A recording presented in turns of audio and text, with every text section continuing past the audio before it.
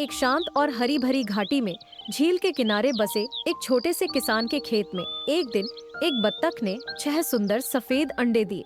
वह अंडों को गौर से देख रही थी। तभी उसे अंडों के बीच एक बड़ा और अलग सा अंडा नजर आया। ये कहाँ से आया? उसने सोचा, लेकिन फिर उसने सोचा शायद उसकी गलती होगी और उसने सभी अंडों को सहने का निश्चय किया। दिन बीते और एक सुबह अंडे फूटने लगे। 6 पीले प्यारे चूजे बाहर निकले जो बेहद चंचल और मासूम थे। लेकिन जब 7वां अंडा टूटा तो उसमें से एक अजीब सा बच्चा निकला। वह बड़ा था, उसकी शक्ल बाकी चूजों से बिल्कुल अलग थी। उसकी चाल भी बेढप थी। बाकी चूजों ने उसे घूरा और हंसने लगे। तुम कौन हो? इतने अजीब क्यों दिखते हो? चूजों ने उसका मजाक उड़ाया। बेचारे बच्चे को समझ नहीं आया कि वह ऐसा क्यों है। उसने झील में अपना प्रतिबिंब देखा और उसे लगा कि वह सचमुच बदसूरत है। बदसूरती के कारण न केवल चूजे बल्कि खेत में रहने वाले अन्य पशु पक्षी और किसान के बच्चे भी उसका मजाक उड़ाते। एक दिन एक शरारती बच्चे ने उस पर पत्थर फेंक दिया। डर और अपमान से वह खेत से भाग गया। वह दूर एक झील के पास जा पहुंचा और अकेला रहने लगा। लेकिन यहाँ भी उसकी जिंदगी आसान नहीं थी। सर्दियाँ आ चुकी थी,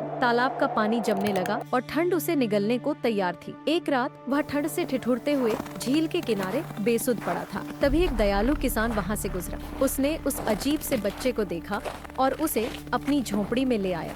किसान और उसकी पत्नी ने उसे खाना दिया, गर्माहट दी और प्यार भी। लेकिन किसान के पास उसे हमेशा रखने की जगह नहीं थी।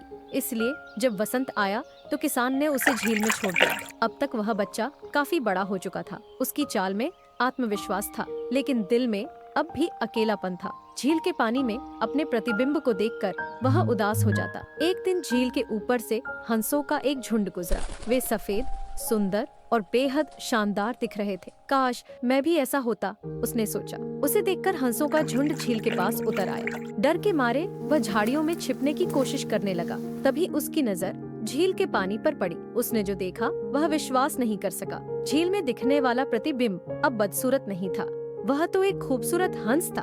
हंसों के झुंड ने उसे देखा और मुस्कुराते हुए कहा, तुम तो हमारे जैसे हो, यहाँ आओ। उस पल उसे अपनी असली पहचान का एहसास हुआ। वह बत्तख का बच्चा नहीं था, वह हमेशा से एक हंस था। उसकी खुशी का ठिकाना नहीं रहा। उसने अपने पंख फैलाए और पहली बार पूरी ताकत से उड़ान भरी। अब वह अकेला नहीं था। उसने अपने जैसे साथियों को पा लिया था जो उसे स्वीकार करते थे। वह अपने नए परिवार के साथ उस नीले आसमान में उड़ता चला गया जहाँ कोई सीमाएं नहीं थीं।